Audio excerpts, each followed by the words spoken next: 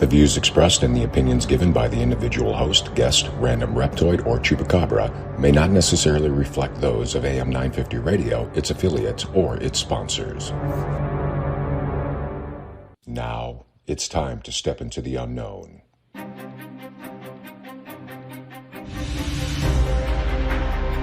There are things people experience but never talk about. A shadow moving in the corner, flickering of the lights, a disembodied voice. We invite you to talk with us. Share your story, share your experience, because this isn't just your story, this is our story. This is GhostBox Radio with Greg Bakken. And this is GhostBox Radio on AM 950, where every night we talk about the paranormal, ufology, Bigfoot, and so much more. My name is Greg Bakken, and thank you very much for joining me tonight. Here we are. It's Casual Friday. Finally, we're at Friday. Oh my goodness, what a week it's been. But I'm going to tell you, this has been quite the week for guests on the show. And let me explain this, because we've had, through our entire time doing this, we've had amazing guests. Since we started the nightly show, we've had more amazing guests. But this has been quite the interesting week. Energetically, and we didn't have a show on Monday, but we had Cindy Keza on Tuesday talking, and we're talking about energy and stuff. On Wednesday, we had Bishop Rita Strugala from the Legion of Exorcists. That was a really interesting, eye-opening conversation. And then last night, we had David L. Sloan on the program, who had written the book about Robert the Doll. And that, first of all, going into it, I did not believe or understand. Perhaps understand might be the better word. What you have to do to have a good conversation about Robert the Doll, and it was a very, once again, very eye opening. And last night's interview was very intense. It's in a lot of different ways. And I would ask anybody who missed it, go to ghostboxradio.com and find that episode. It should be, once you scroll through the events on the main page, there is that's where all the old episodes are, past episodes, I should say. And take a listen to it. It's a very, very interesting conversation, and very much, I think David L. Sloan definitely is coming across as the truly the person who's watching over the well-being of Robert the Doll. That's the way that I took it, at least. So I'd be very interested in what you all think about it. We had a very lively group last night with a lot of questions about everything to do with Robert the Doll. They were very good questions. We had very good questions the night before with Bishop Rita as well.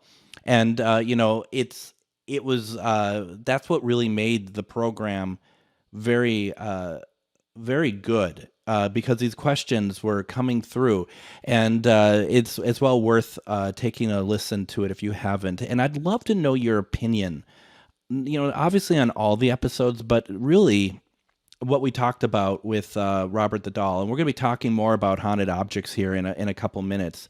But please send me your thoughts after you listen to it over at comment@ghostboxradio.com. That's comment@ghostboxradio.com.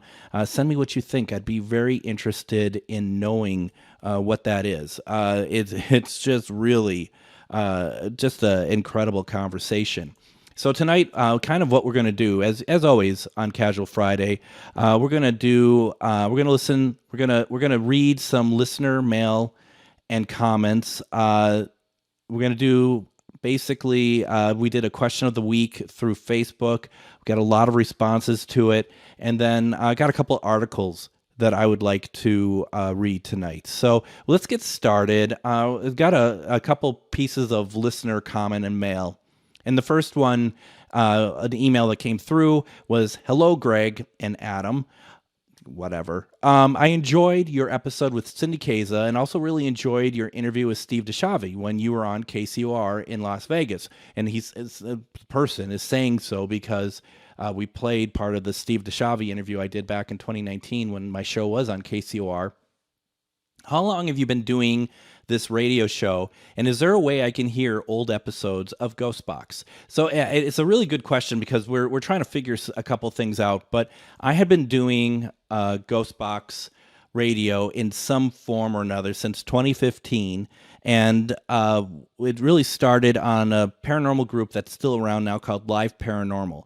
And at that point, it was called Minnesota Ghostbox Radio because we were from Minnesota.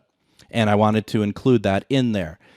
But the thing is that I think I only did just a few episodes, maybe 6 episodes on Live Paranormal. I went to another paranormal network called ParaX, that they're still around. They still have a bunch of really good paranormal radio shows. That's para-x.com, if I'm not mistaken. And then after that, I moved over to KCOR in Las Vegas. I didn't live in Las Vegas, but the show was broadcast out of Las Vegas. And we did a lot of interviews there. I was on there for a few years.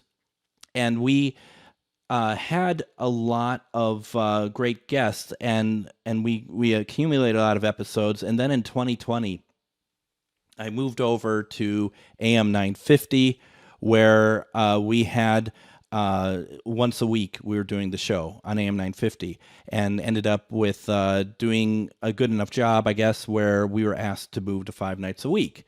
So that has accumulated a number of episodes over the course of the last 9 years. So what I'm looking at now, and I hope that people might be interested in this. And if you are, let me know in the comments. Let me know through comment at ghostboxradio.com. I have a Patreon going for GhostBox. It's really for GhostBox, the paranormal brand that I do. And I'm thinking about putting many of these episodes available through the Patreon for like $2, $3 a month, something like that, to have access to this.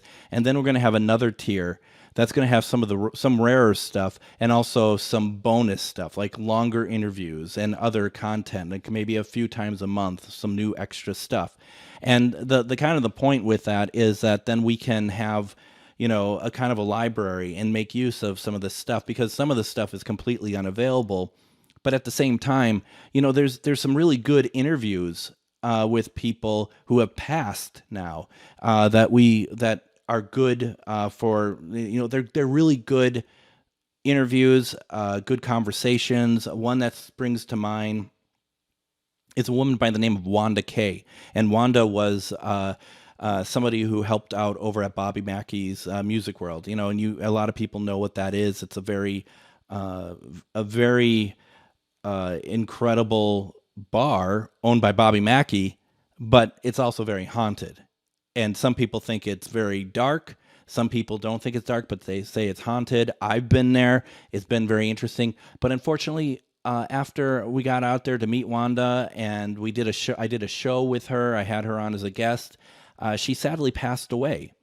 And that is something that that really still to this day makes me very sad, because she was such a wonderful person. But those episodes should be made available, and I currently really don't have a place to put those at the moment. So, and honestly, it'd be nice to make a little bit of money off of what we have here. So hopefully some people might be tempted to do a Patreon of a couple different levels, and from there see if, have a listen. And I'm just trying to figure out the best way to put it on Patreon. So that's where I'm at with that. That's a very long answer, but that is currently what I'm thinking, so that some of these older episodes can be made available to people, because I really enjoyed it for myself, listening to the Steve DeShavi interview. So I thought that was really cool. Also I thought, which was funny, when we had Bishop Rita on Wednesday night, we got a comment in there, and I really don't know what to make of it, but it wasn't really appropriate to put on when we were talking about demonology, and it was from Brandon Vegas, and that was from YouTube. And Brandon said, "Ambassador Vegas of the Federation of Light Proto-Dame, peace be with you, humans of the planet Earth." So first of all, I am not here to say the veracity of whether or not someone is from Earth or not. So if you believe you're not from Earth, then definitely welcome. Peace to you as well. I wasn't sure if we're going to hear from this person tonight. Or even on Thursday night, but we haven't as of yet. So I thought that was funny. I wanted to include that. So that was me thinking it's pretty funny.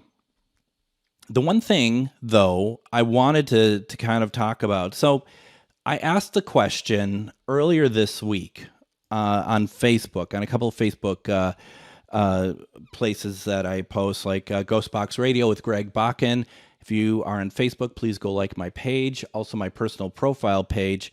The question was, do you believe spirits can haunt objects such as dolls or furniture? And if yes, do you own anything that you consider haunted? Please share your experiences here or send me an email. And a lot of people shared their experiences, which I am really pretty thrilled about. And before we really get into this, and I will definitely take the next segment to really go through the answers that we got. But I want to point out to you all this doll behind me. This what is basically I call the cliche, because the haunted, Annabelle is a Raggedy Ann doll. If you watch the movies, she's a very creepy creature, a creepy doll. But the original Annabelle, which is in the Warren Museum, which I've had the opportunity to actually see in person, as well as have my picture taken with Annabelle. I got this Raggedy Ann doll because I am part of the Warren Legacy Foundation. So I mean, it's just kind of a nice little callback to one of their most famous pieces from their own museum. And the Warren Legacy Foundation is a very serious group of paranormal investigators who want to help people, and that this is on a level of there's a lot going on to verify cases, a lot going on to help people, a lot going on to get into it. And so I was helping them do their live streams, and I thought, well, let's create a room that has some cool lighting such as this, as well as getting a Raggedy Ann doll. And this is slightly vintage. I got it from Etsy. And so here I am. I get this doll, and it was really kind of weird to get the doll because there was some kind of mistake made, I believe, if I remember correctly, that there was a confusion between the buyer and myself, and I thought I lost the doll, like I wasn't going to get it. But in fact, it just arrived later. So here I am, and I am at my house, and the doll arrives. And so outside my front door, there's this package. I pick up the package, and I bring it into my house. And almost at that moment, I get a message on Facebook from Char Savoy. You might remember Char Savoy from such radio programs as this one. And she is, as we have talked about many times, a very gifted psychic medium. And she just sends me a note. And I had to look it up today because it's been a while since I thought about this. And she said, do you know a Dean? D-E-A-N. Do you know a Dean? And I'm just like, no, I don't. I do know a Dean, as it happens, but he has not passed. So if you're looking about someone who might have passed, that's different. I don't know this person then. And she goes, well, there's some sort of connection. There's something going on here. And I just said, well, the moment that you messaged me, I brought this doll into the house. And she is just like, oh, and she can't confirm. And none of us could confirm whether or not this was actually, connected to this doll. But I don't know for certain. And I'm not trying to say, oh, yep, we got our own Annabelle here. And that's why I call it a bit of a cliche, because everyone does this, right? I'm not doing anything original here at all.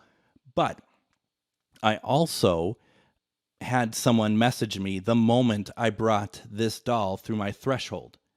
And I find that interesting. perhaps a little concerning. But I mean, it's interesting because the room I'm in right now, where I do this when I'm at home doing this, it's double doors with windows, and I can see my couch in my living room from here. So when I'm looking in where I'm sitting on the couch, when I'm looking into here, I'm always seeing this face.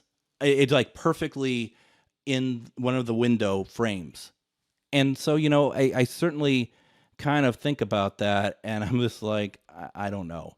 So, am I saying this doll's haunted? That's something like a cliche, but if something happens, I'm going to let you know, and I certainly hope nothing happens. Why don't we go ahead? Let's take our first break. When we come back, we're going to read through some of the Facebook responses that we got, and we're going to kind of talk more about haunted objects and people's experiences. You're listening to GhostBox Radio on AM 950.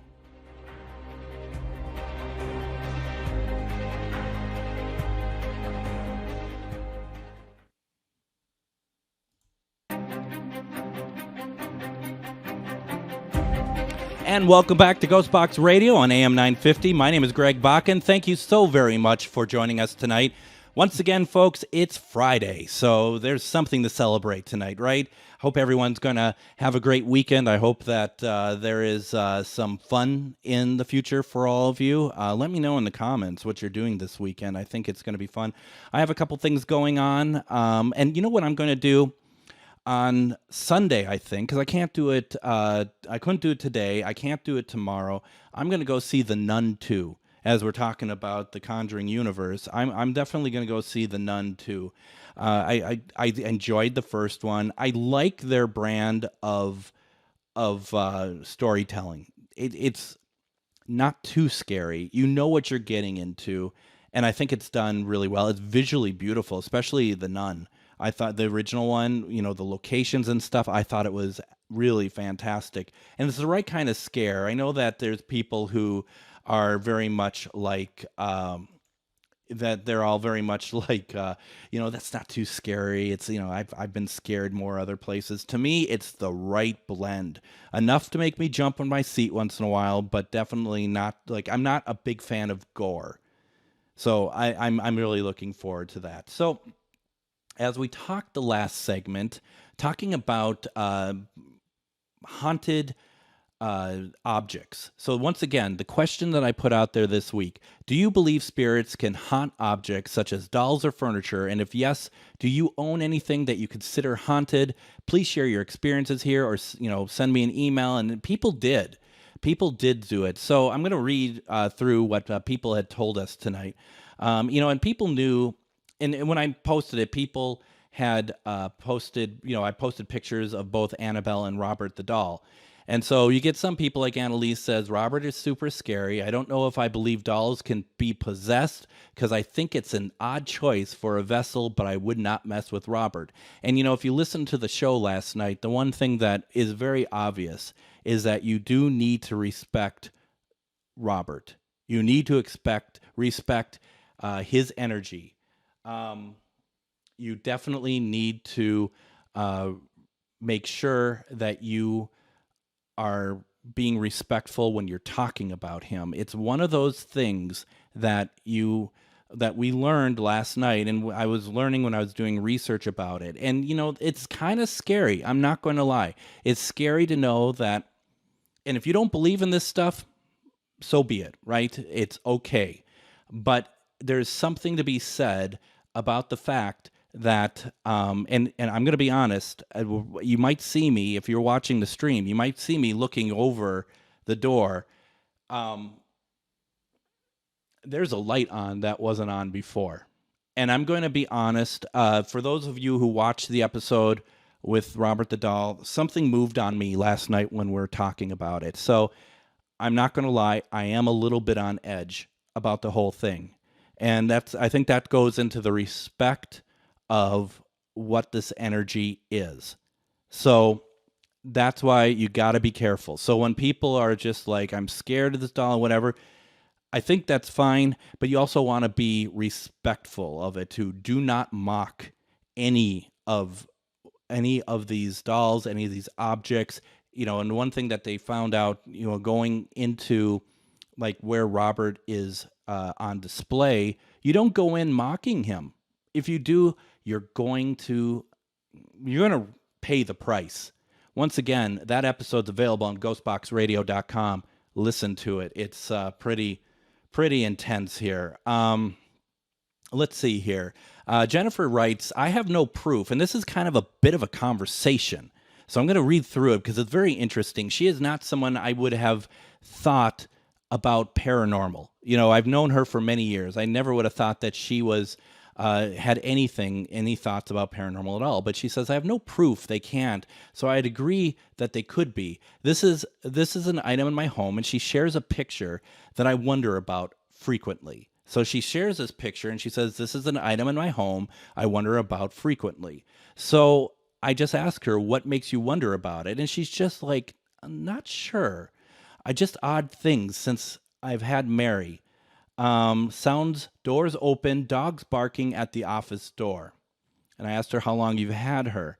And she says she's been in the family at least my whole life, 47 years plus. She belonged to my aunt. She dealt in European antiquities. Mary was one of few pieces, so the statue has a name. Mary has a few pieces I didn't find in her catalog. That said, I've got a few of her pieces in my house, so who knows? My parents don't remember too much about the history. So there's that sort of thing where it's just like there's some, that intuition comes through. Brianna says, yes, objects can totally be haunted, especially if you're the one that put them there. In addition to several haunted crystals, I also have a talisman I got at the Hmong market that allegedly has a spirit of a monk attached to it. And Jacqueline says, I've had some strange interactions with red wax covered box, including 2 photos taken months apart of me holding it, which were strange.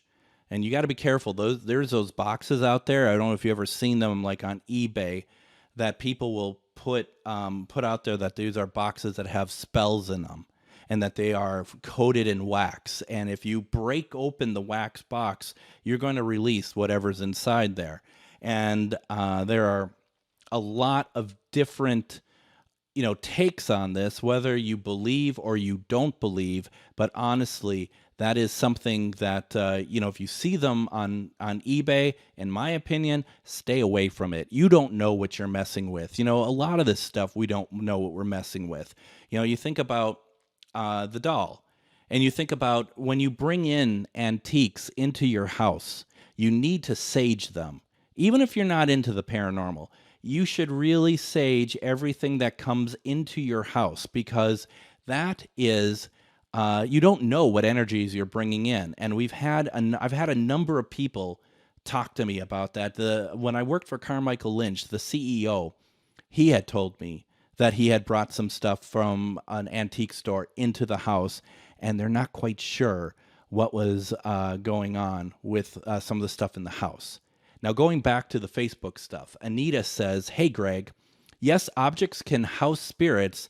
Many cultures use them for such purposes since the advent of recorded history. They can be made for this purpose. She says she has a few, and they can get stuck in an object, choose to settle in an object, or be bound to an object. Binding them to an object is my favorite way of dealing with a troublesome spirit. The most obnoxious spirit I have wasn't bound by me. It's stuck in a bracelet. Pretty sure they've mentioned it before. It's one that did all the damage to the house. I'm about to get another such item, but this time it's more positive situation. If you would like historical, anthropological information on such figures, I'd be happy to dig that out for you. Well, I appreciate that very much. Thank you very much, Anita. And that's, something that I always find interesting. There are people who I think take the cue from the Warrens, and I know people who do investigations, and that they want to take like one thing like from the investigation with often with permission to add to their collection. And I worry about that personally. That's not my way to vibe, but you be you. But I've also seen people who take stuff not from people's houses, but from like graveyards and stuff without permission, and that's a whole different beast. That's not great. And they feel they get their comeuppance. I every single time I feel they get their comeuppance. They tell me stuff, and it's just like you shouldn't have taken it, and yet they do. Going back, remember our friend Anna Maria Manalo, who wrote Night Visitants. We talked to her, and she says we got a book.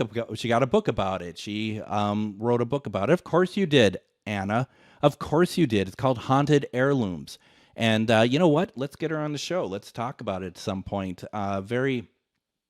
I mean, it's such a great subject. And, she scared the what out of us the last time that she was on. Do it again, right? Might as well. Let's see here.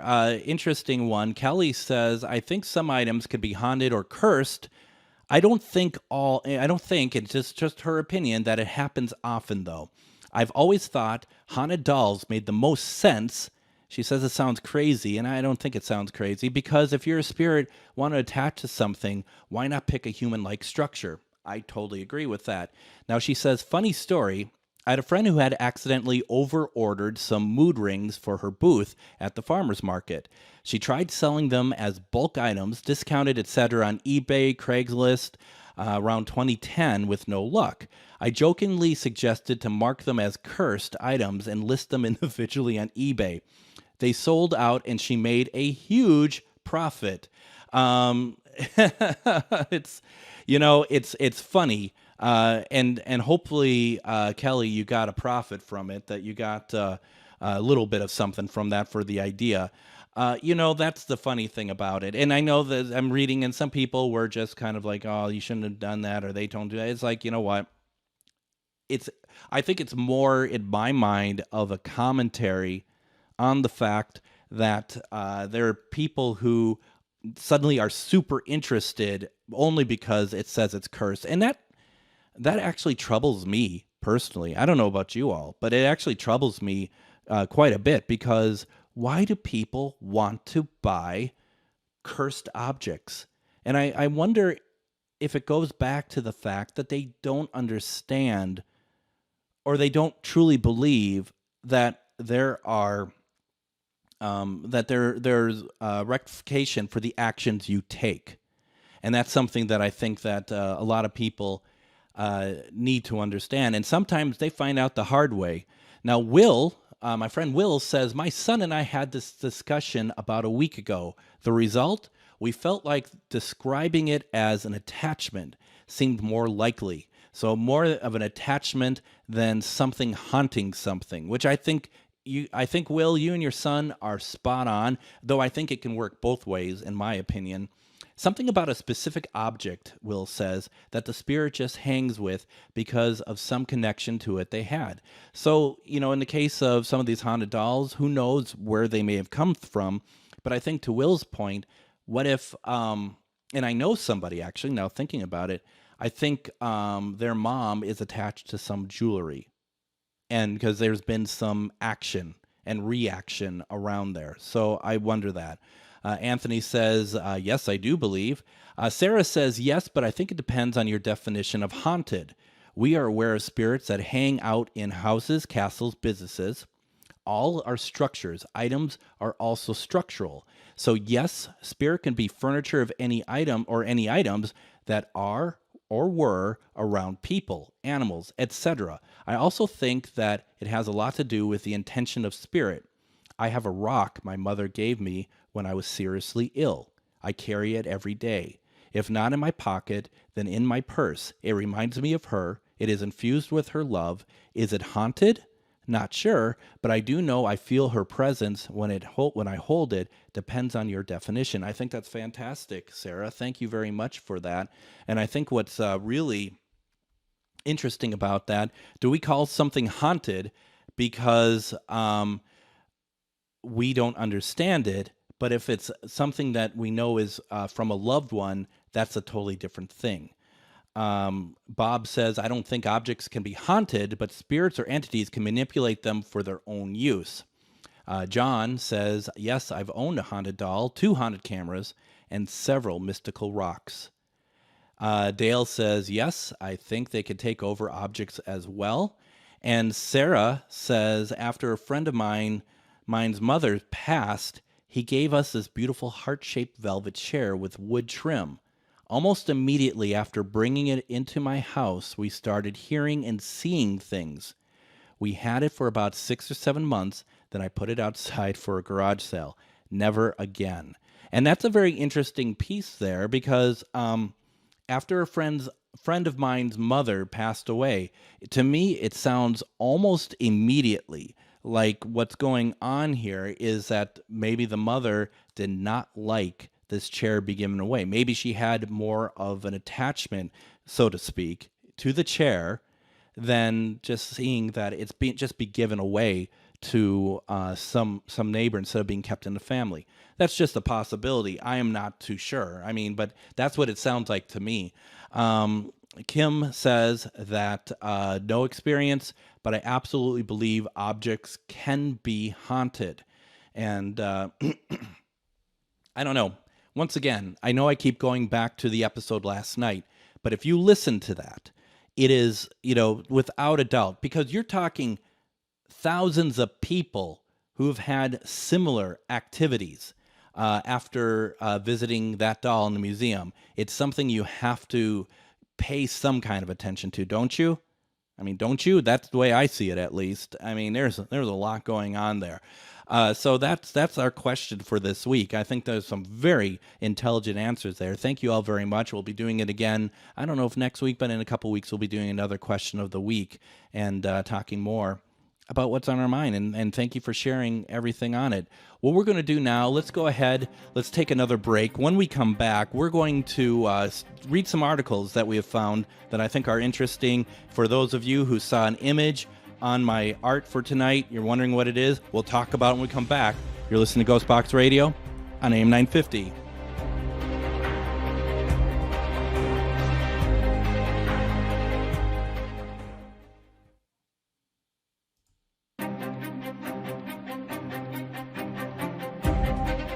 And join us Monday on GhostBox Radio with Greg Bakken as we talk to Lori Lashman from Souls of Spirit Expos.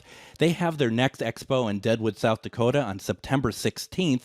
She'll be joined on the show by shamanic practitioner and psychic medium Mary Newstrom. It's going to be a fantastic conversation, and definitely invite everybody to take part. That's Monday on GhostBox Radio with Greg Bakken. We are in the midst of Casual Friday, and it's going to be I think it's going to be a great weekend. I'm really looking forward to it, and I hope, like I said earlier, I hope everyone has something good going on.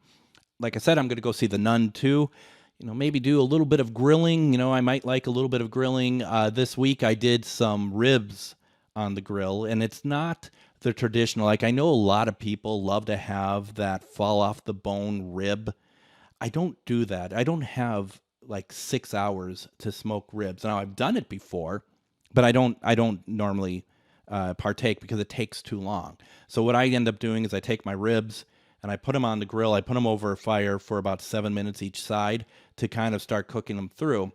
And then I take it off the grill, and I have it on the grill, but I'm sorry, I take it off heat, and I cover up the grill, and I let that sit for like another 30 minutes or something like that, just so it's kind of indirect heat.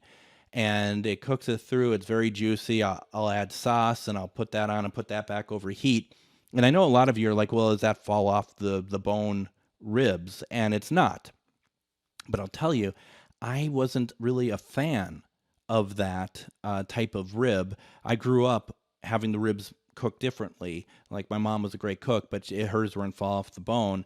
That's what I like it, how she made it, so I emulate it that way as well. So, long story short, that's kind of what I like to do with ribs, and I just absolutely love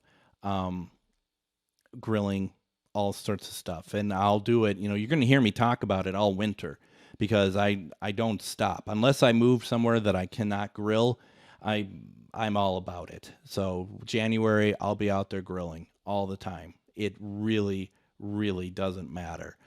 So yeah, I think that it's just how it is, I guess.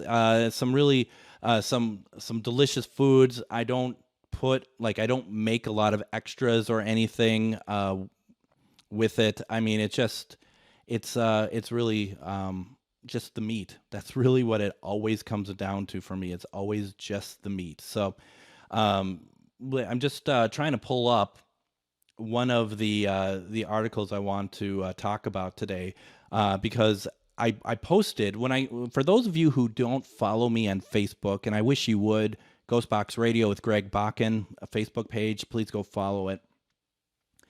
I put art together for each episode, just a little something. And the story I'm going to read is from you. I used that to create the art. Let's put it that way. So a man reckons he's photographed Bigfoot watching people. Bigfoot is actually watching people in a canyon from the top of a ridge. Some people have described his chilling image as credible evidence of the beast. So a mysterious figure has been photographed on top of a ridge, and some people reckon it's Bigfoot watching other people, watching us, basically. The creepy images were shared to the Bigfoot Believers Facebook page by Greg Savoli, who explained they were taken in Zion National Park in Utah. He explained the pictures were taken about 30 seconds apart from a couple of different angles. Greg has also shared an overhead shot of the exact spot he was sitting.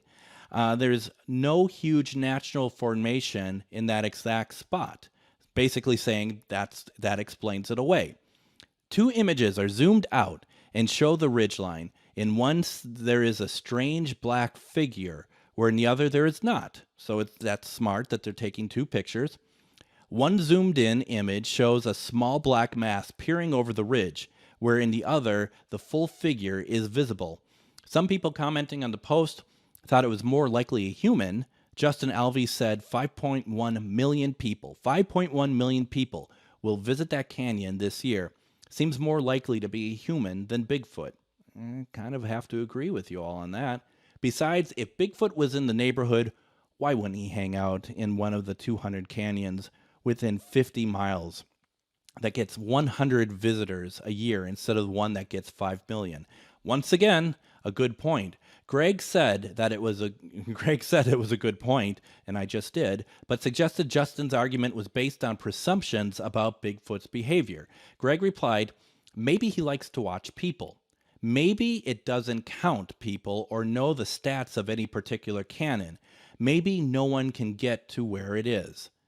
Once again, okay, I'm buying that. I get that. Maybe it was just passing through the area on its way to a less popular area. It's a very intelligent animal that we have no idea about how it thinks. Now, there are pictures, and I got this through the dailystar.co.uk, and there are pictures of this being, and it really is nondescript. But even worse, they zoom in on the picture, and it is the worst possible thing you could do because it is so pixelated. It is so bad. Why did you even bother doing that? That's what I kept going back to. It looks like it's like a graphic from Minesweep in the early 90s. It is absolutely ridiculous. And I use that as my image because it's just so silly that they did that. It's like, is this really? And underneath it says, could this be Bigfoot? No, actually not. So I think Greg says then, let's apply the same logic to being a human being. A massive 3-foot wide hiker. It was UK, so it's going to be a different measurement of unit. Hiker decides to dress in all black from head to toe and hike on smooth 45-degree angle mountain for a few hundred feet up a canyon where there's no hiking trails, alone in 90-degree heat. That also doesn't make a whole lot of sense. I don't know. Other commenters were more convinced by Greg's photo. One said the proportions look correct, and that certainly looks like an arm on the left. A second said, I would say this is credible evidence. And another reply, Greg said he wasn't looking for Bigfoot and only noticed the gorilla-shaped mass when he was at home processing the photos he took. I don't know. I don't know what to think, and I'll put this on the Facebook page, and we can all kind of look at it together and see.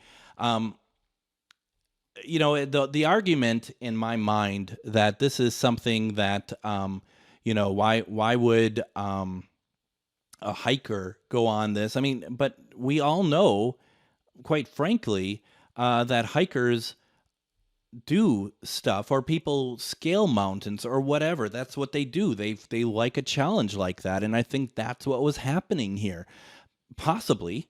So that's my take on it, at least. Love to hear your take on it as well. Residents in Waynesboro, Virginia, known for the 1960s UFO sighting, were treated to an unusual sight recently. A bright train-like glow in the sky that abruptly vanished. The UFO hotspot stirred up intrigue once again as locals reported the mysterious event on Friday night, September 1st. So this was, 8 days ago.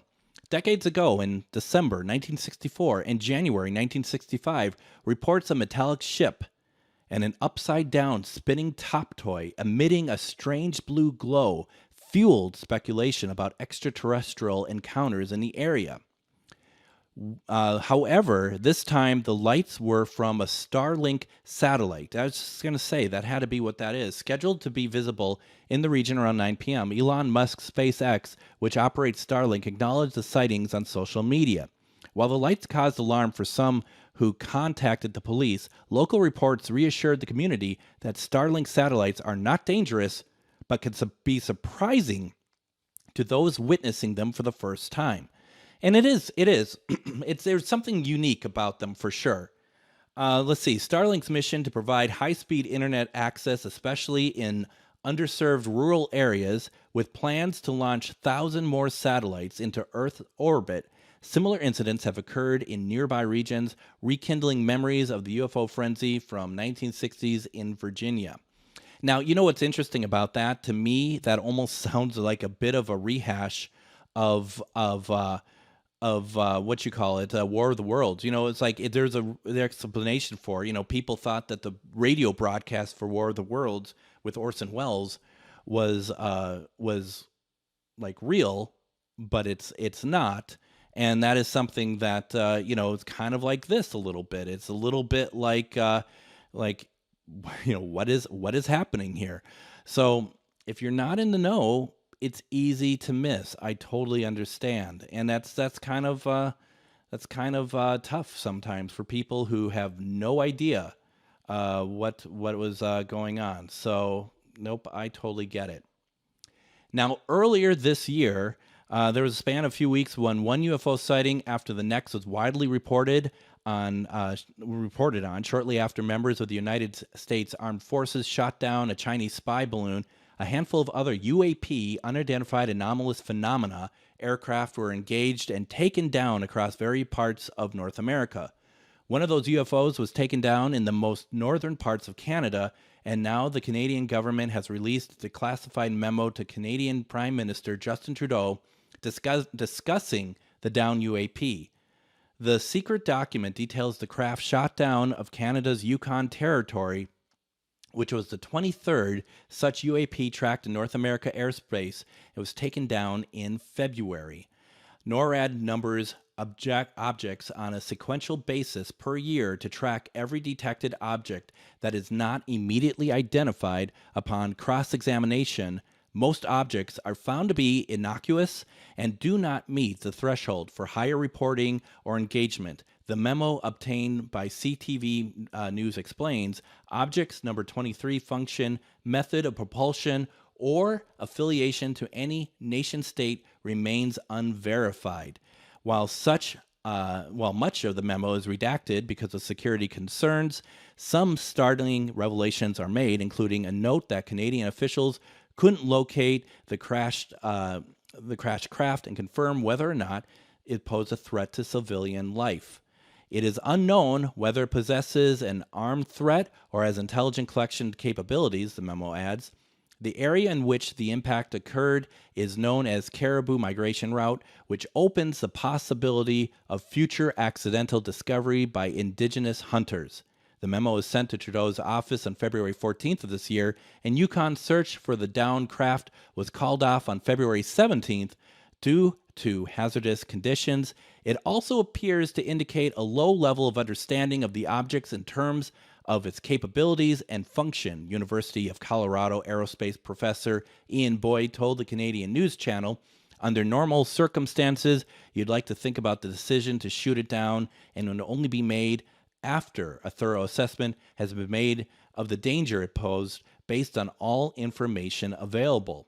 He added, "We have gone from a crazy few days where 4 objects were shot down to nothing in 6 months since. It would be interesting to know what changes and procedures, if any, have been taken or undertaken by NORAD or other organizations charged with protecting Canada and the U.S. I'll tell you, I think we're just going to get more of this. I think, and there's so many things that are happening that we do not have a ton of control over, that we don't know about. And I include like drones and other things with that as well. So I think that, there is just a lot happening. And, we're going to have to kind of make that distinction, if you will, between, is this something that really we need to worry about, or is this something that is earthbound, like stuff that is happening from around our country that citizens are putting up and putting in the air, or is it like some sort of other country threat? There is so much. I don't know. There's going to be, I think we're going to have a lot of interesting things come up here, and I'm not saying it's going to be good, but I think that these UAPs, whatever they are, whether it's from out of this planet or we're making ourselves, I think there's going to be a lot that we're going to have to figure out. So as we wrap up the week, don't forget Monday, we will have Lori Lashman on from Souls of Spirit Expos, and joining her will be shamanic practitioner and psychic medium, Mary Newstrom. Please make sure to visit GhostBoxRadio.com to find past episodes of our radio shows, and like us over on Facebook at GhostBox Radio with Greg Bakken. Definitely would appreciate that if you could do that.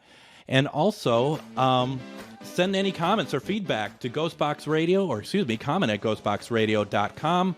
And don't forget to check out the best of Ghostbox Radio, airing Saturdays at 8 p.m. and Sundays at 4 p.m. on AM 950. And then finally, whether you're chasing spirits or just drinking them tonight, please be careful out there, and we'll see you Monday as we talk to Lori Lashman from Souls of Spirit Expos. Everyone, have a great weekend and take care.